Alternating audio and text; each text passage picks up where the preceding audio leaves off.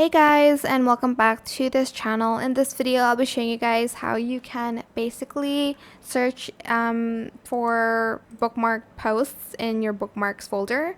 So you are just going to hit that bookmarks tab here, and I'm going to type in Taylor because I want to find every tweet that I've bookmarked about her. So here, as you can see, if I scroll down, every tweet will have the word Taylor in it. I did try to search Taylor Swift. Not a lot of people like post with that name. Well, apparently this one does, but that too. And I'm just going to try Travis Kelce next because I saved a lot of that as well. But yeah, that is pretty much it. Really super simple. I hope this tutorial was helpful for you guys. Don't forget to like, comment, share. Also subscribe to this channel if you haven't done that already. If you have any more questions, leave it in the comment section down below. I will try my best to answer them all for you guys. And if you found this video helpful, please click the thanks button as well. And that is it for this tutorial.